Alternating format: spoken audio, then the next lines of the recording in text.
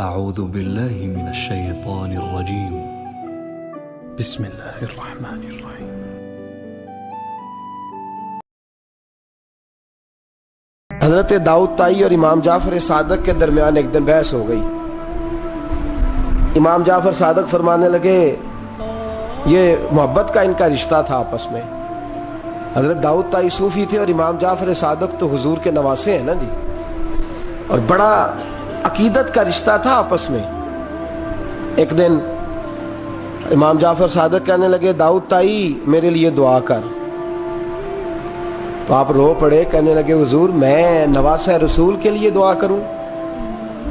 آپ تو حضور کے نواسے ہیں، میں آپ کے لیے دعا کروں؟ تو حضرت امام جعفر صادق کہنے لگے یہی تو دعا کرانی ہے، یہی تو میں نے کیا فرمایا، یہی تو دعا کرانی ہے کہ میرے لیے دعا کر، میں اپنے نبی کی بارگاہ میں شرمندہ نہ ہو جاؤں۔ حضور یہ نہ فرما دیں کہ میرا نواسا ہو کے تو کیا کرتا رہا، یہی تو دعا کرانی ہے۔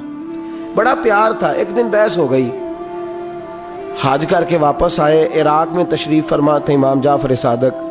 حج کر کے واپس آئے تو امام جعفر صادق کہنے لگے جو مکے سے ہو آتا ہے نا، اللہ پھر اس کو دوزخ میں نہیں ڈالے گا۔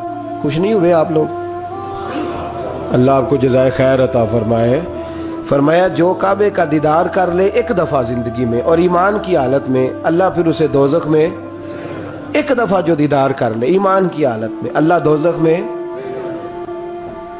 یہ فرمانے لگے یہ میری بات ہے، تو تصدیق کر میری بات کی، کہہ میں نے ٹھیک کہا ہے۔ پیار تھا نا، تو کہنے لگے داؤد طائی تو کہہ میں نے ٹھیک کہا ہے۔ کہنے لگے جی آپ نے فتوی پورا نہیں دیا تو میں کیسے تصدیق کر دوں؟ آپ نے پورا فتویٰ، پوری بات کریں تو تصدیق کرا لیں۔ کہا پوری بات کیا ہے؟ فرمانے لگے جو خانہ کعبہ بیت اللہ کا دیدار کر لے اللہ دوزخ میں نہیں ڈالے گا، اور جو مدینے سے ہو آئے اللہ اسے جنت میں ضرور داخل فرمائے گا صلی اللہ۔ تو آپ فرمانے لگے داؤد طائی میں نے تو مسئلہ بیان کیا اس لیے کہ جس نے ایمان کی حالت سے کعبہ دیکھ لیا تو اس کا اللہ پہ ایمان پختہ ہے، اور من قال لا الہ الا اللہ داخل الجنہ۔ اور تو نے یہ جو کہا ہے نا ضرور جنت میں داخل کرے گا مدینے دیکھنے والوں کو، تو بھی دلیل پیش کر۔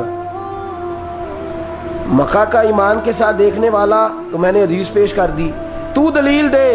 حضرت داؤد طائی بولے بڑی خوبصورت بات، اور خوبصورت لوگ ہی خوبصورت باتیں کرتے ہیں، خوبصورت لوگ ہی جی، ورنہ تو اللہ خیر کرے خوبصورت بات نکلتی نہیں لوگوں کے منہ سے، حرم میں بیٹھ کے بھی نہیں نکلتی، پتہ نہیں کیا سانپ سونگ جاتا ہے، کس قسم کی بولی بولنے لگتے ہیں۔ خوبصورت لوگ خوبصورت بات کرتے ہیں۔ حضرت داؤد طائی کہنے لگے میری دلیل یہ ہے کہ پورے مکے میں کہیں جنت تو نہیں نا، مکہ دیکھنے والے کو جنت ملتی ہے پر مکے میں جنت نہیں۔ فرمانے لگے مدینے میں تو جنت ہے نا، روضۃ من ریاض الجنہ، ماں بین بیتی و منبری روضۃ من ریاض الجنہ۔ فرمایا میرے منبر اور میرے گھر کے درمیان جتنی جگہ ہے وہ، اور آپ فرمانے لگے حضرت امام جعفر صادق سے کہنے لگے حضور دیکھیں نا، اللہ فرماتا ہے جو جنت میں گیا ہم فیہا خالدون، پھر نکالا نہیں جائے گا۔ تو کہنے لگے میرا عقیدہ ہے جو دو نفل بھی ریاض الجنت میں پڑھ لے اللہ اسے ضرور جنت میں داخل فرمائے گا، اس لیے کہ جو گیا وہ دوبارہ واپس۔ حضرت ادریس علیہ السلام کی دوستی ہو گئی رضوان سے۔ رضوان جنت کے فرشتے کا نام ہے جس کے پاس چابی ہے جنت کی، دروازے پہ بیٹھے ہوتے ہیں، رضوان اس فرشتے کا نام ہے۔ تو حضرت ادریس کا یارانہ تھا، وہ ملنے آتے تھے جناب ادریس علیہ السلام کو۔ تو ایک دن حضرت ادریس کہنے لگے تو خود تو یہاں کی سیر کر جاتا ہے، مجھے کبھی کرائی نہیں، آپ بھی کر لیں۔ تو فرشتہ آپ کو جنت دکھانے لے گیا، جنت میں جا کے تو کہنے لگا حضور چلے، فرمانے لگے کدھر؟ کہنے لگا واپس، فرمانے لگے میں نے جانا ہی نہیں۔ اس نے کہا کیوں؟ فرمانے لگے اللہ فرماتا ہے ہم فیہا خالدون، جو جنت میں آئے گا نکالا نہیں جائے گا، تو کیسے مجھے نکال سکتا ہے؟ کہنے لگے جناب آپ نے سیر کا کہا تھا۔ فرمایا سیر ہی ہے یہ، اس لیے کہ جنتی ساری عمر ہی سیر کریں گے، وہ سیر ہی کریں گے، سفر تو تھکا دیتا ہے بندے کو، یہ سیر ہی ہے۔ اب وہ فرشتے پریشان ہوئے تو رب کریم نے فرمایا وہ فرشتے تیرا اور اس کا یارانہ بھی میں نے لگوایا تھا، اور اس کو جنت کی سیر پر آنے کی خواہش بھی میں نے ہی پیدا کی تھی، اور تو کون ہوتا ہے میری بغیر اجازت دروازہ کھول سکے؟ بلوایا بھی میں نے ہی تھا، اور یہ جو میں نے کہا نا اڑ جا، یہ توفیق بھی میری ہوئی ہے، میری طلب بھی تو تیرے کرم کا صدقہ ہے۔ یہ پاؤں اٹھتے نہیں بلکہ یہ اٹھائے جاتے ہیں، تو جب بلا لیا ہے جنت میں داخل کرا لیا ہے، اور جنت بھی وہ والی جس کو میرے رسول پاک کے قدموں نے جنت بنایا ہے، وہ جنت جس کو ریاض الجنہ کا لفظ دیا ہے، حضور نے جنت جس کو بنایا ہے، وہاں تک پہنچ جائے۔ یہ ہے ارض جنت، یہ طیبہ کی زمین ہے ارض جنت، پر زمین کس کی ہے؟ کیسا عجیب معاملہ ہے، یہ ہے ارض جنت، یہ طیبہ کی زمین ہے۔ جنت بھی یہیں، کیونکہ مالک جنت بھی یہیں ہے، جنت بھی یہیں، مالک جنت بھی یہیں، جنت بھی یہیں تو مالک جنت بھی۔ اور جتنا جنت کا اعلان میرے نبی نے فرمایا نا، سارا فرمایا ہی مدینے میں ہے، اور جنت بیچی ہے کئی دفعہ نبی پاک نے، کئی دفعہ فرمایا بیر روما کما خرید کے دو، مجھ سے جنت لے لو۔ حضرت عثمان نے کہا حضور میں خرید دیتا ہوں۔ کہا جنگ تبوک کے لیے سامان دو، مجھ سے جنت لے لو۔ حضور نے تو کئی دفعہ سیل لگائی ہے جنت کی۔ یہ ہے ارض جنت، یہ طیبہ کی زمین ہے، جنت بھی یہیں، مال کے جنت بھی یہیں ہے۔ کعبۃ اللہ، حضرت عبداللہ ابن مسعود رضی اللہ تعالیٰ عنہ فرماتے ہیں جس کو ایک تکلیف آئے نا کعبے میں، کتنی جی؟ تو ایک کدی تے آئی جاندی ہے نا، میرے ورگے ہمیشہ دے تھکے بندے، ایک آپ تکلیف تو بخار آ گیا، پیر میں درد ہونے لگ گیا، کوئی تکلیف تو آئی جاتی ہے۔ فرماتے ہیں ایک تکلیف اگر تجھے حرم مکہ میں آئی نا، ایک، تو اللہ تیرے 80,000 سال کے گناہ معاف فرما دے۔ کنے 80 100 نہیں، میں نے سوچ سمجھ کے جملہ کہا ہے، 80 ایک تکلیف اگر تجھے، کہاں بولے نا یار، کتنی؟ ایک، گناہ کتنے معاف؟ یہ کس نے کہا ہے؟ حضرت عبداللہ ابن مسعود نے۔ وعدہ کس کا ہے؟ اللہ کا۔ وعدہ کس کا ہے؟ اگر مدینے چلے جائیں تو میرے نبی پاک صلی اللہ علیہ وسلم کو پتا تھا لوگ میرے غلاموں کو دھکے بھی ماریں گے، مجنون اور پاگل بھی کہیں گے، ان کو بری نظروں سے بھی دیکھیں گے، کہیں گے یہ تو ہے ہی پاگل، بڑا کچھ ہوگا۔ واہ محبوب تیرے انداز میزبانی پہ قربان جائیں، کیسا بندوبست فرمایا، کیا انداز اختیار فرمایا۔ فرمایا تم میں سے جو کوئی مدینے آیا وہ میرا مہمان ہے۔ کوئی مدینے مکے میں ایک تکلیف پہنچی تو 80,000 سال کے، اور یہاں مدینے میں واہ کیا جود و کرم ہے شاہ بطحہ تیرا۔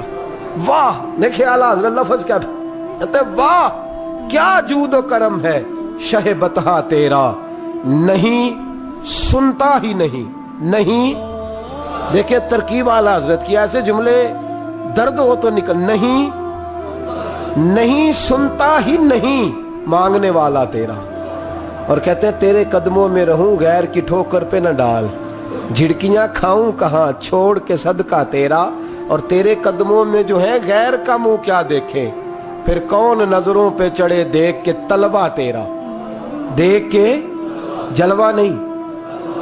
اعلیٰ حضرت کا انداز کوئی اعلیٰ مزاج لوگ ہی سمجھتے ہیں، جلوہ نہیں جی، کہتے ہیں جس نے میرے مصطفیٰ کے قدم کا تلوہ دیکھ لیا اس کی نظر پہ کوئی نہیں چڑھتا، تو جس نے جلوہ دیکھ لیا صلی اللہ ہو، کون نظروں پہ چڑھے دیکھ کے طلوہ تیرا، قدم دیکھ لے تو نظر پہ کوئی نہیں چڑھتا، تو جو سیدنا صدیق اکبر کی طرح مولا علی کی طرح جلوہ ہی دیکھ لے۔ اب میری نگاہوں میں جچتا نہیں کوئی، جیسے میرے محبوب ہیں ایسے میرے رسول کریم صلی اللہ علیہ وسلم نے فرمایا جو حرم مدینہ میں آئے اور اسے کوئی تکلیف پہنچے، اس پر کوئی آزمائش آئے، اسے پریشان کیا جائے، اسے یہاں کوئی دکھ پہنچے، تو میرے حبیب نے فرمایا وہ میرا مہمان ہے، وہ صبر کرے۔ یا رسول اللہ کیا ملے گا؟ فرمایا تم مدینے کی تکلیفوں پہ صبر کرنا، میں قیامت کے دن اللہ کی بارگاہ میں تمہاری سفارش کروں گا، میں رب کی بارگاہ میں تمہاری سفارش کروں گا۔ مکہ مکرمہ میں تکلیف پہنچی تو گناہ معاف ہے، اور یہاں تکلیف پہنچی تو حضور کی سفارش۔ اور پھر دیکھیے نیکی کا انداز دیکھیے، मक्का मुकरमा में कोई एक नेकी करे तो 1 लाख का सवाब है। एक नमाज पढ़ो तो कितने का? हमने कभी सोचा भी नहीं होगा कि लाख नफल पढ़ेंगे। एक तवाफ करो तो कितने तवाफ का सवाब? एक बार एक दफा सुभान अल्लाह पढ़ो तो कितनी का सवाब हुआ? 1 लाख का सवाब। और अगर कोई हज करने जाए तो सवाब डबल हो जाता है। और अगर कोई रमजान शरीफ के महीने में जाए तो लाख को 70,000 से ज़रब देनी पड़ जाती है। लाख को अगर रमजान शरीफ में जाए तो यहाँ आप कैलकुलेटर ना निकाल लीजिएगा, अगली तकरीर ना रह जाए। 70 को लाख से ज़रब देनी पड़ती है। ये नेकियां हैं जो अल्लाह पाक हरम मक्का में जाने वाले को अता फरमाता है। मेरी समझ में सिर्फ इतनी बात आती है कि वो जो उम्मतें करती रही है ना, 1000 साल इबादत, 1000 साल उन्होंने इबादत की है, तो उम्मत मुस्लिमा को अल्लाह ने दर्जा तो ऊंचा ही देना है ना। कुंतुम खैरा उम्मतिन जुबा, दर्जा चूंकि ऊंचा देना है तो अल्लाह पाक ने ये बहाने बना दिए। शब कदर है, शब बरात है, ये अल्लाह पाक ने बहाने बना दिए हैं। मालिक करीम ने ये बहाने बनाए हैं। फरमाया तुम भी शब बरात में, शब कदर में मस्जिद आ जाओ, या अल्लाह तुम्हें मौका दे तो हर में मक्का और मदीना आ जाओ, मैं तुम्हारी एक एक नेकी पर इतना ज्यादा सवाब दूंगा कि तुम पिछली उम्मतों से आगे निकल जाओगे। पिछली उम्मतों से अल्लाह ने हमारे नंबर ही ज्यादा रखे हैं और हमें इजाफी नंबर बड़े मिलते हैं। बड़े नंबर रखे हैं रब करीम ने हमारे लिए। तो रब अल्लाह करीम की रहमत से मेरे रसूल पाक सल्लल्लाहु, और फिर देखे ना, काबे का माना है मसाबत लिन्नास। काबा रुजू की जगह है। किस चीज की जगह है? यानी उसकी तरफ तवज्जो हो। मेरे नबी पाक सल्लल्लाहु अलैहि वसल्लम की सबसे बड़ी सुन्नत काबे को देखना है। हुजूर बैठ जाते थे और काबे के सामने बैठते थे। जब भी हरम में बैठ तो देर देर तक देखते थे। कुछ लोग लालच करते हैं, नेकी का करना चाहिए, अच्छा लालच है कि मैं तवाफ ज्यादा कर लूं, उमरा ज्यादा कर लूं, बड़ी अच्छी बात है। लेकिन रसूल करीम सल्लल्लाहु अलैहि वसल्लम की जो सुन्नत सबसे ज्यादा मजबूत है वो है बैठ के काबे का। और हुजूर ने फरमाया तू दीदार ही करता रहा, अल्लाह तुझ पर 20 रहमतों का नजूल फरमा देगा। काबा मौज़मा का दीदार करना। काबा है रुजू की जगह। नमाज किस तरफ मुंह करके पढ़नी चाहिए जी? अजी किधर मुंह करके पढ़ने? केड़ी साइड पे जी? मगरब साइड पे। तो जो हरम शरीफ में हो वो मगरब साइड मुंह करेगा, मशरक साइड। फ़इन्नमा तवल्लु फसम्मा वजहुल्लाह। अल्लाह फरमाता है जिधर मर्जी मुंह कर ले अल्लाह की रहमत उधर ही है। वलिल्लाहिल मशरिकु वल मगरिब, मशरिक भी अल्लाह का, मगरिब भी अल्लाह का। फ़इन्नमा तवल्लु फसम्मा वजहुल्लाह, जिधर भी मुंह करेगा अल्लाह उधर ही। चारों जानिब दुनिया का रुझान काबे की जानिब है। और ये जो हमारा दिल खिंचा चला जाता है ना काबे की जानिब, खिंचा चला जाता है, उसकी वजह ये है कि नमाज अल्लाह की और मुंह तरफ नमाज किसकी? मुंह तरफ। तो सारी जिंदगी कहते रहे तो फिर तबीयत तो खिंचेगी ना, काबे की तरफ खिंचेगी। मेरे महबूब करीम सल्लल्लाहु अलैहि वसल्लम के लफ्ज बड़े हसीन है। महबूब करीम सल्लल्लाहु अलैहि वसल्लम ने फरमाया तू हज और उमरा करने आए तो ये ना समझ में हाजी या मोतमिर हूँ। अल हाजु वल मोतमिरु वफदुल्लाह, हज उमरा करने वाला अल्लाह की जमात है। ये किसका ग्रुप है? ये किसका गिरोह है? अल्लाह। ये अल्लाह का गिरोह है। अल्लाह इनकी मेजबानी फरमाता है, अल्लाह इनको इनामात से नवाजता है। रब करीम अपने घर बुलाता ही उसको है जिसको अल्लाह ने दरगुजर करना हो, जिसको अल्लाह ने मुआफ करना हो, जिसको अल्लाह ने बख्श देना हो। बड़े। और फिर मियाँ साहब रहमतुल्लाह अलैह का एक शेर था। मैं जरा प्रैक्टिकल देखता हूँ चीज़ों को, कोशिश करता हूँ कि देखा जाए थोड़ा सा। नौजवान नस्ल हमारी थोड़ी सी कहती है हमें अकली तौर पे भी समझाओ। तो मैं फील्ड का आदमी हूँ तो थोड़ा थोड़ा मुझे पालना पड़ता है, सवालों के जवाब देने होते हैं। तो मैं हर चीज़ को उसके असल नुक्ता नज़र से देखता हूँ। तो मियाँ साहब का एक फिक्रा था, दूसरे वाले की तो समझ आती थी, पहले वाले की नहीं आती थी। मशहूर बड़ा था, रहमत दा दरिया इलाही। आता है ना आप सबको? मैनू ना सुनाओ तो बखरी गल है, वैसे आता है। रहमत का दरिया इलाही ते जे एक कतरा। वो जे एक कतरे वाली तो समझ में बात आती थी, लेकिन वो जो हर दम वगदा है वो जाहिरी आंखों से नजर, कई दफा हमें नजर, साहिब नजर लोगों को आता है, बातन में तो नजर आता है, महसूस होता है, लेकिन जाहिर नजर ये किसी ने देखना हो तो मक्के मदीने जाके नजर आता है। रहमत दा दरिया इलाही, हर दम, एक दम नहीं, हर मदीने की जिस गली पे नजर करें ना आप रेला ही आ रहा है। मक्के की जिस गली पे नजर करें وہ یہاں ایک جھوٹ بولتے ہیں ہمارے سیاستدان، کہتے ہیں یہ ٹھاٹھے مارتا سمندر، حالانکہ وہ نہر بھی نہیں ہوتی لوگوں کی، ٹھاٹھے مارتا سمندر، پتہ نہیں کدھر ٹھاٹھے لگ رہی ہے، اللہ ہی جانتا ہے۔ اور جو بھی شروع کرتا ہے بات یہیں سے، حرم شریف جا کے پتہ چلتا ہے ٹھاٹھے مارتا سمندر کس کو کہتے ہیں۔ رحمت دا دریا الہی ہر دم ہی وگدا ہے تیرا، تے جے کہ قطرہ بخشے مینوں کام۔ فرمایا یہ تو نیکی نہیں کہ منہ مشرق کی جانب کرو یا مغرب کی جانب کرو،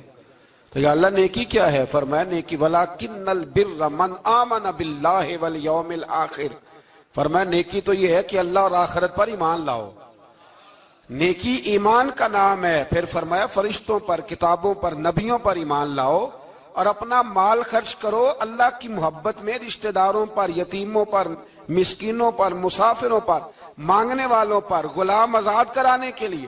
اور فرمایا نیکی تو یہ ہے کہ نماز قائم کرو، زکوٰۃ ادا کرو، اپنے وعدے پورے کرو جب تم وعدہ کر لیتے ہو، اور جب تمہیں کوئی مصیبت پہنچے اس پر صبر کرو۔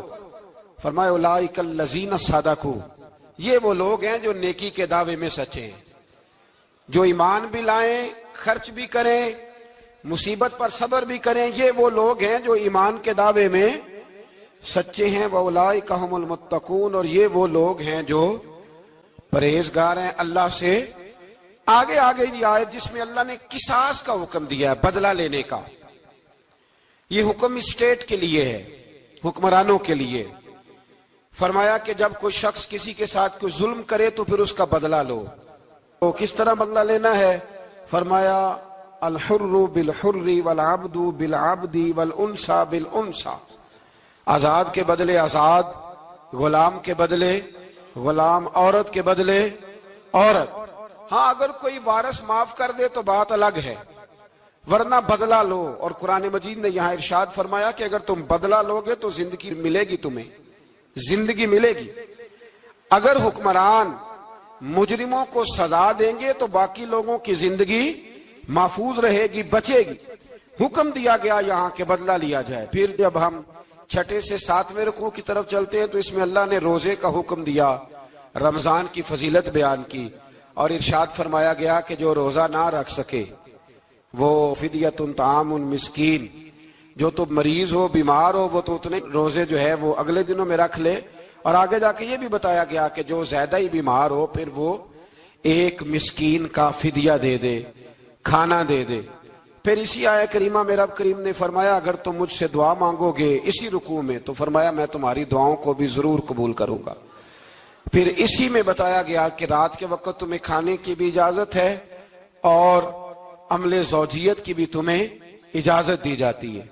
اسی طریقے سے پھر آگے اللہ تبارک و تعالیٰ نے حج کے مہینوں کے بارے میں علامتیں ارشاد فرمائیں اور مسائل حج کچھ آگے جا کے بیان کیے۔ اور ایک اور غلط رسم لوگ رسمیں بنا لیتے ہیں نا، ایک اور رسم تھی کہ یہودی اور عیسائی جب حج کرتے تھے نا، احرام باندھ لیتے تھے، پھر دروازے سے گھر میں داخل نہیں ہوتے تھے، اوپر سے چھلانگ لگا کے کہ اب ہم پاک ہو گئے۔ تو دروازہ چونکہ گناہگار ہے، اس کے بیچ سے گناہگار آتے جاتے رہے ہیں، لہذا دروازے سے نہیں گزرتے تھے۔ تو اللہ کریم نے فرمایا یہ کوئی نیکی نہیں، یہ کوئی طریقہ نہیں کہ تم دروازوں سے نہ گزرو۔ وَلَكِنَّ الْبِرَّ مَنِ اتَّقَىٰ، دروازے کے اوپر سے چھلانگ لگانا نیکی نہیں، بلکہ نیکی تو یہ ہے کہ اللہ سے ڈرنا شروع کر دو۔ حج کے بعد پاک صاف ہو جاؤ، ڈرنا شروع کرو، یہ اصل میں نیکی ہے۔ تو پھر اللہ تبارک و تعالیٰ نے حج کے مسائل کافی تفصیل کے ساتھ، کیونکہ وہ فقہی مسائل ہیں اور پوری اس کی جزیات ہیں، لہذا وہ ایک نشست میں کرنے کی بات نہیں، تو رب کریم نے وہاں مشعر حرام کا بھی ذکر فرمایا اور ان سب چیزوں کی طرف نشاندہی فرمائی جن پر توجہ کرنا امت مسلمہ کے لیے بڑا ہی ضروری ہے۔ پھر آگے 8ویں رکوع تک یہ باتیں مختلف انداز میں چلتی رہیں۔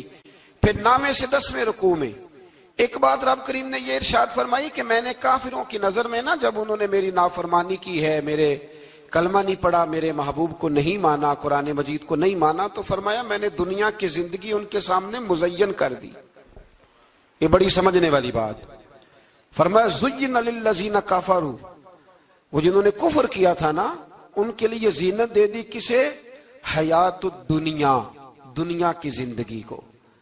اللہ نے نا ان کے لیے حسین کر دی، انہیں بڑے اچھے لگتے ہیں، یہ میری جائیداد ہے، یہ میرا باغ ہے، او میری حویلی ہے، یہ سارے میرے جناب بنگلے۔ فرمایا یہ چیزیں ہم نے کافروں کی نظر میں پھر پیاری کر دی۔ سمجھیے گا بات، یہ کافر کا طریقہ ہے کہ وہ دنیا داری کا مال دیکھتا ہے تو اس کی آنکھیں کھل جاتی ہیں، بڑا راضی ہوتا ہے۔ مومن کا یہ طریقہ، مومن کس بات پہ راضی ہوتا ہے؟ اللہ تبارک و تعالیٰ کی رضا پہ مومن راضی ہوتا ہے۔ اس چیز کو اللہ کریم نے یہاں بیان فرمایا۔ پھر اس سے آگے جو حرمت والے مہینے ہیں ان مہینوں کا ذکر کیا گیا۔ پھر اللہ تبارک و تعالیٰ نے جوے اور شراب کو حرام قرار دیا۔ 219 نمبر آیت ہے، اسی رکوع میں اللہ تبارک و تعالیٰ نے اس کا بھی تذکرہ فرمایا۔ یہ تفصیل کے ساتھ تذکرے جاری رہے۔ پھر اسی طرح عورتوں کے جو حیض و نفاس کے مسائل ہیں ان کو بھی اللہ تبارک و تعالیٰ نے اسی پارے کے اندر بیان فرمایا۔ کچھ طلاق کے مسائل بھی اللہ کریم نے اسی پارے 9ویں رکوع سے آگے جا کے ان ساری چیزوں کو اللہ کریم نے بیان فرمایا۔ اور پھر یہ بھی ارشاد فرمایا حیض و نفاس مسائل اور طلاق، ان ساری چیزوں کو بیان کرنے کے بعد فرمایا کہ ان کے مسائل گویا سیکھ لو، اس پر عمل کرو۔ اور فرمایا تلک حدود اللہ، یہ اللہ کی حدیں ہیں، فلا تعتدوها، اللہ کی حدوں سے آگے نہ گزرنا۔ یہ وہ باؤنڈری ہے جو اللہ نے بنائی ہے، یہ حکم وہ ہیں جو رب نے دیے ہیں، تو ان سے آگے نہ جانا۔ تو بالتفصیل ان ساری چیزوں کا یہاں بیان فرمایا گیا۔ اور وہ مسائل جو بڑی تیزی سے لوگ الجھا دیتے ہیں ان کا بھی اللہ کریم نے یہاں ذکر فرمایا۔ بیچ میں کچھ آیات ایسی ہیں جو زیادہ توجہ کے قابل ہیں اور ہماری روزمرہ کی زندگی میں ہمیں ان کی بڑی اشد ضرورت ہے، جو اگرچہ مسائل فقہ تو نہیں لیکن ضرورت کے لحاظ سے، روزمرہ کے اخلاقی رویوں کے لحاظ سے اس کی بڑی ضرورت ہے۔ ان چند آیات کا بھی ہم نے انتخاب کیا، انشاءاللہ اس پر بھی کچھ بات کرتا ہوں۔ اس پارے کے آخر میں نا اللہ کریم نے ایک واقعہ بیان فرمایا ہے۔ اس میں اللہ تبارک و تعالیٰ نے نا بنی اسرائیل کا ایک واقعہ بڑی تفصیل کے ساتھ، اور وہ اس پارے کے اختتام پر عقیدے کے لحاظ سے، نظریے کے لحاظ سے، سمجھنے کے لحاظ سے بڑی اہم چیز ہے، اس پر ضرور غور فرمائیں۔ وہ یہ ہوا کہ بنی اسرائیل کے اندر ہمیشہ ایسے ہوتا تھا کہ اللہ تبارک و تعالیٰ ایک پیغمبر اور ایک بادشاہ، بنی اسرائیل کے اندر ہمیشہ نبی اور بادشاہ موجود رہتے تھے۔ ایک وقت ایسا آیا کہ بنی اسرائیل میں کوئی نبی نہیں تھے، اور بنی اسرائیل کا جو اپنا علاقہ تھا نا وہ ملک شام ہے، تو قوم عمالقہ ایک قوم تھی اور بڑے سخت گیر لوگ تھے۔ انہوں نے بنی اسرائیل والوں کے ساتھ لڑائی کی، جہاد کیا اور انہیں ان کے علاقے سے نکال دیا۔ اور کچھ حضرت یوسف علیہ السلام کے زمانے میں ویسے بھی ایک بہت بڑی تعداد جا کے مصر میں آباد ہو گئی تھی۔ اب یہ ہوا کہ ان کے پاس کوئی بادشاہ نہیں ہے، یہ بار بار دعا کرتے ہیں، التجا کرتے ہیں، تو اللہ تعالیٰ نے ایک پیغمبر انہیں عطا کیے جن کے مختلف نام کتابوں میں ہیں۔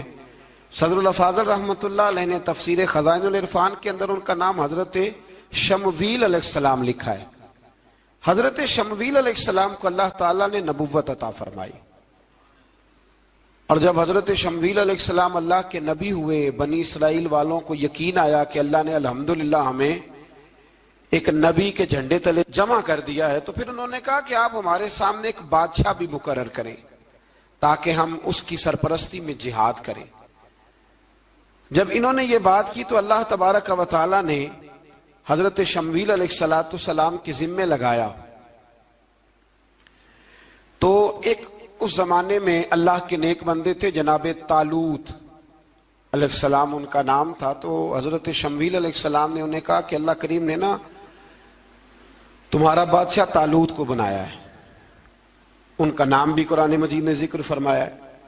تو بنی اسرائیل کے لوگ کہنے لگے یہ تو غریب آدمی ہے، وہ بکریاں چرایا کرتے تھے لیکن علم میں بڑے پختہ تھے، وجود میں بڑے طاقتور تھے، تو کہا کہ یہ تو غریب آدمی ہے تو ہم تو زیادہ حق رکھتے تھے کہ ہمیں بادشاہ بنایا جائے۔ تو حضرت طالوت علیہ السلام کے بادشاہ بننے کے بعد حضرت شمویل علیہ السلام نے جو بات کی اللہ کریم نے اسے قرآن مجید میں بیان فرمایا۔ رب فرماتا ہے بسطۃ فی العلم والجسم، اسے اس لیے تمہارا بادشاہ بنایا گیا ہے کہ اسے ہم نے کشادگی دی ہے، علم میں بھی اور جسم میں بھی۔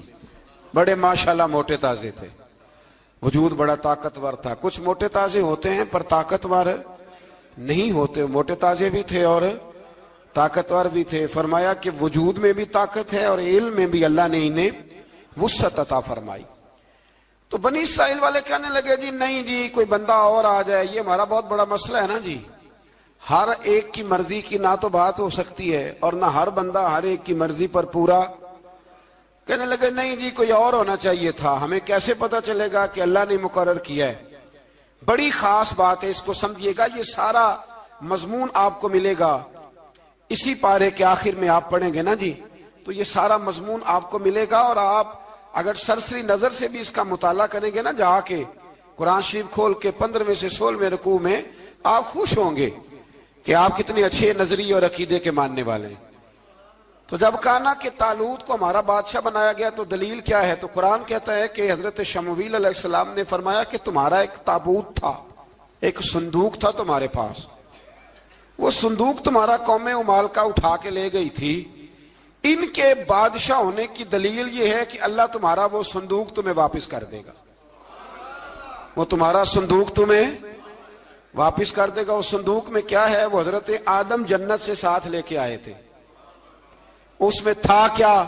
تو قرآن مجید کہتا ہے کہ اس کے اندر نا حضرت ہارون علیہ السلام اور حضرت موسیٰ علیہ السلام کے تبرکات تھے، تبرکات۔ کل میں ایک مولوی دیکھ رہا تھا بیچارہ، ایک بندہ نا مسجد نبی کے ساتھ غلاف اور شاید کوئی کفن تھا، وہ مسجد نبی کی دیواروں سے مس کر رہا تھا، تو وہ کہہ رہا تھا نہیں اس سے کیا ہوتا ہے، تبرک کوئی چیز نہیں، اچھے اعمال کی وجہ سے بندہ بخشا جائے گا۔ میں نے کہا تو مجھے ملے تو میں تجھے بخاری کھول کے دکھاؤں کہ حضرت عبد الرحمن ابن عوف جنہیں حضور نے قطعی جنتی کہا، حضور کے وجود پر کرتا دیکھ کے کہنے لگے حضور بڑا ہی سونا لگ رہا ہے، تو فرمایا تجھے چاہیے حضور مل جائے تو کیا ہی بات ہے۔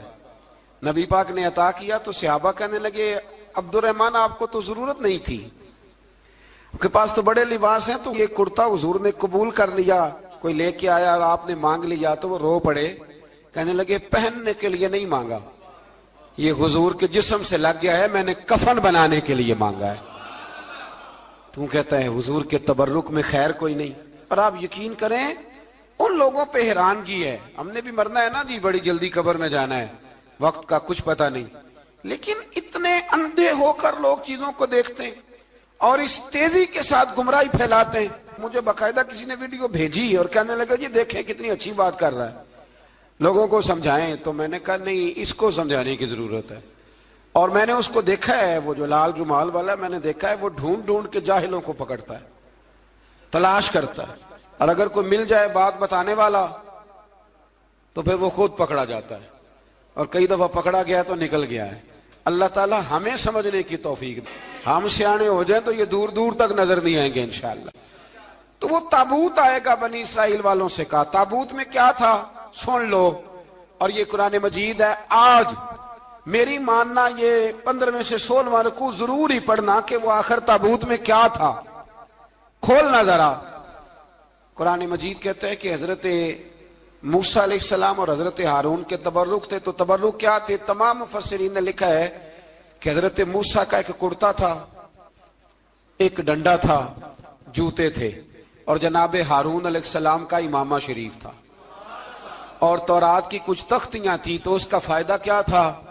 اس تابوت کا فائدہ یہ تھا کہ بنی اسرائیل والے جب اپنے دشمنوں سے لڑتے تھے، تابوت سامنے رکھ کے دعا مانگتے تھے، اللہ انہیں کامیابی عطا کر دیتا تھا۔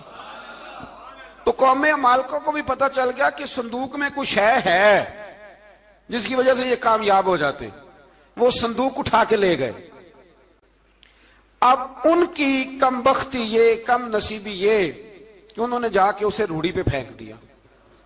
جب روڑی پہ پھینکا تو ان کے اندر بیماریاں آ گئیں، وبائیں پھوٹ پڑی، مرنے لگے، وجود پھولنے لگا۔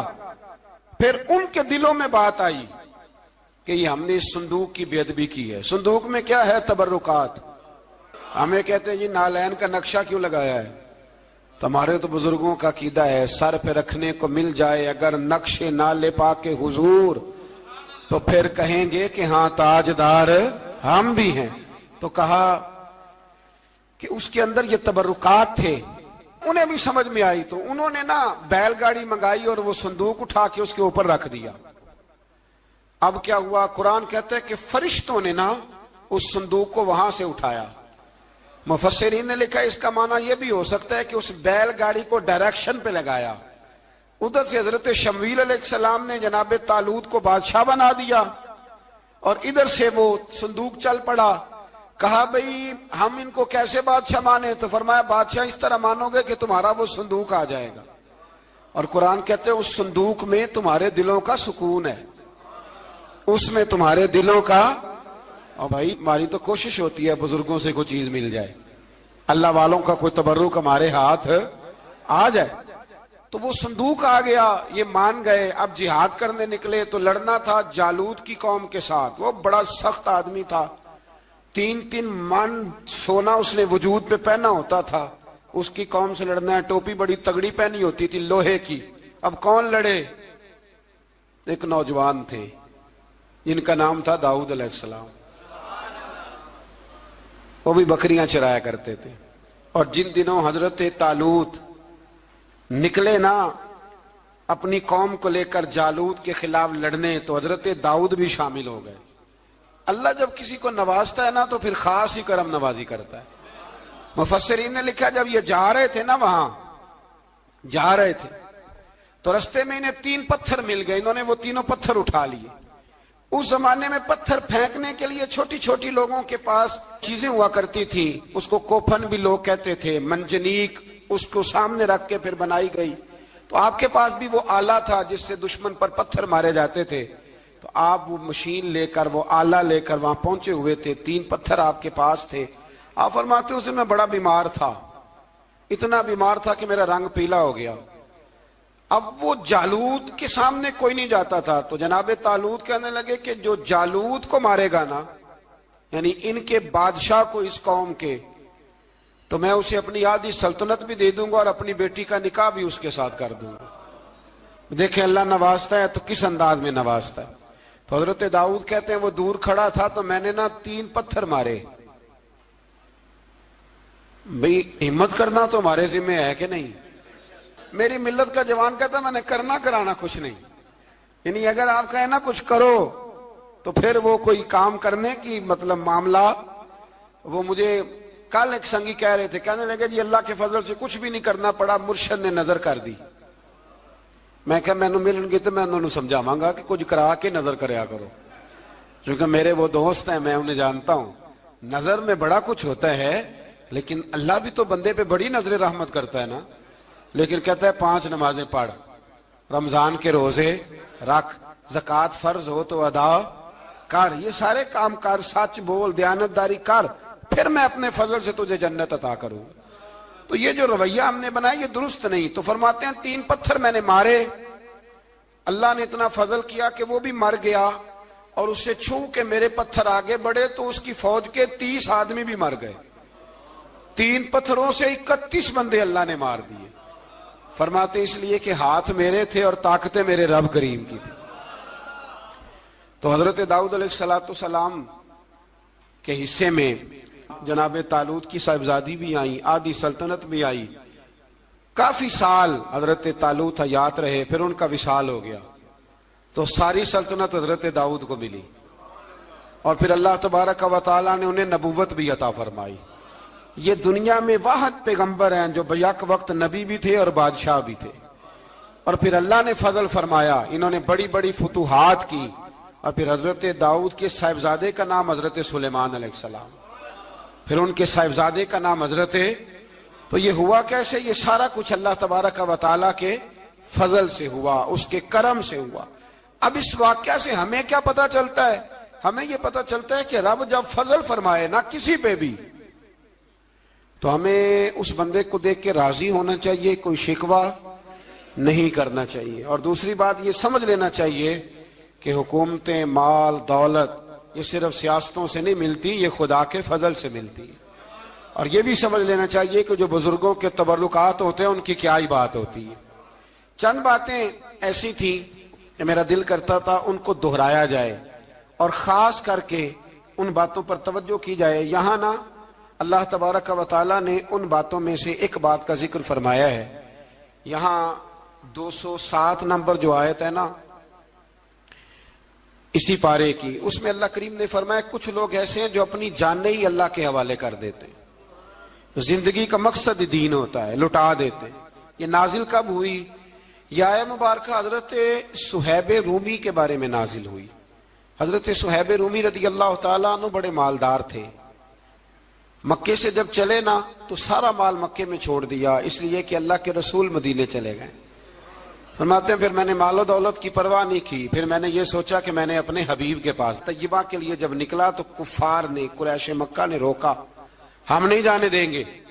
تو حضرت صہیب رومی فرمانے لگے بھی سنو، میں کمزور نہیں، میں طاقتور آدمی ہوں، اور تم میں سے کوئی ایسا مائی کا لال نہیں جو تیر چلانے میں مجھ سے زیادہ سیانا ہو، تلوار چلانے میں مجھ سے زیادہ عقل مند ہو، جانا مدینے میں نے ہے۔ اب یہ ہے کہ تم بتاؤ میرے ساتھ تیروں تلواروں سے لڑو گے یا میں تمہیں ایک سودا بتاؤں گا، سودا کرو گے؟ قریش کہنے لگے سودا کیا ہے؟ کہنے لگے میرا بڑا مال ہے، میں مکے میں دفن کر کے آیا ہوں، تم مجھے مدینے جانے دو، میں تمہیں سارے مال کا پتہ بتا دیتا ہوں۔ ہزاروں لاکھوں میں تھا مال تجارت، دیکھیں جب صحابہ مدینے جاتے تھے تو کتنی قیمت دے کے جایا کرتے تھے۔ تم مجھے جانے دو، میں تمہیں وہاں کا پتہ بتاتا ہوں۔ انہوں نے کہا جی بات ٹھیک ہے، آپ پتہ بتا دے۔ حضرت صہیب نے ساری زندگی کی جمع پونجی ہزاروں لاکھوں میں ساری دے دی اور مدینے کے لیے تیار ہو گئے۔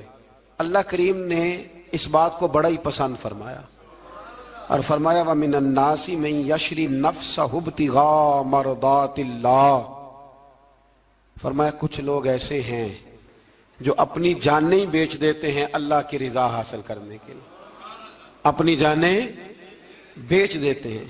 نَفْسَهُ ابْتِغَاءَ مَرْضَاتِ اللَّهِ، اللہ کی رضا حاصل کرنے کے لیے اپنی جانوں کو بیچ دیتے ہیں۔ تو فرمایا پھر اللہ کیا کرتا ہے؟ فرمایا واللہ رؤوف بالعباد، پھر اللہ بھی اپنے بندوں پر بڑا ہی رحم فرمانے والا ہے۔ جب یہ سارا مال دے کے مدینے پہنچے نا تو ان کے استقبال کے لیے جناب عمر پہلے سے موجود تھے۔ حضرت عمر ریسیو کر کے نبی کریم کی بارگاہ میں لے گئے تو فرماتے ہیں حضور نے مجھے دیکھتے ہی فرمایا صہیب زندگی میں تم نے بڑی تجارتیں کی ہوں گی، پر یہ جو تم نے سودا کیا ہے نا یہ بڑا ہی نفع والا کیا ہے، یہ جو سودا فرمایا یہ تو نے بڑا۔ تو دین کے لیے جب آپ کوئی کام کرتے ہیں تو یہ سودا بڑا نفع والا۔ ایک مضمون اور یہاں ہے 216 نمبر آیت میں، وہ بھی بڑا ہی سمجھنے والا ہے۔ اللہ کریم نے جب جہاد فرض کیا نا تو فرمایا کتب علیکم القتال، ہم نے تم پر قتل کرنا، قتال کرنا فرض کیا ہے۔ فرمایا ہو سکتا ہے تمہیں یہ کراہت محسوس ہو، مشکل لگے، برا لگے۔ ایک بات جو آج کی نصیحت ہے اور مضامین قرآن جو ہم سیکھ رہے ہیں اس کے اندر سے ہمیں یہ خاص چیز ہے جس کو سمجھنا چاہیے۔ اللہ کریم نے فرمایا کہ تم پر جہاد فرض کیا گیا ہے، وَهُوَ كُرْهٌ لَكُمْ، ہو سکتا ہے تمہیں ناپسند ہو، تو ایک نا ساری زندگی کے لیے ایک نصیحت کر دی۔ فرمایا وَعَسَىٰ أَن تَكْرَهُوا شَيْئًا، ہو سکتا ہے تم کسی چیز کو ناپسند کرو، وَهُوَ خَيْرٌ لَكُمْ، اور وہ تمہارے لیے اچھی ہو۔ اللہ اکبر، یہ وہ بات ہے اگر سمجھ میں آ گئی تو کلیجہ ٹھنڈا ہو گیا، زندگی سکون میں آ گئی۔ فرمایا ہو سکتا ہے تم کسی چیز کو ناپسند کرو اور وہ تمہارے لیے بہتر ہو۔ وَعَسَىٰ أَن تُحِبُّوا شَيْئًا، ہو سکتا ہے تم کسی چیز سے محبت کرو، وَهُوَ شَرٌّ لَكُمْ، اور وہ تمہارے لیے بری ہو، اچھی۔ بس میرے رب نے ایک بات مسلمان کو بتا دی جو جینے کے لیے بڑی کافی ہے۔ فرمایا تم میرے اور میرے رسول کے حکم پر چلو۔ کیوں؟ اس لیے کہ واللہ یعلم وانتم لا تعلمون، اللہ جانتا ہے تم نہیں جانتے۔ اللہ کے طریقوں کے مطابق، رسول اللہ کے بتائے ہوئے طریقوں کے مطابق چلو، اللہ جانتا ہے ہم جانتے نہیں۔ تو قرآن مجید کی اس نصیحت پر ضرور غور کریں۔ ایک شخص نے ایک دفعہ اپنی بیوی کی بڑی شکایتیں کی نبی کریم کی بارگاہ میں، تو رسول کریم علیہ السلام نے فرمایا ہو سکتا ہے اللہ تمہیں اس میں سے ایسی اولاد عطا کر دے جو تیرے لیے باعث خیر ہو۔ جو چیزیں ہم ناپسند کرتے ہیں بعض اوقات اسی میں سے اللہ تعالیٰ ہمارے لیے خیر کر دیتا ہے.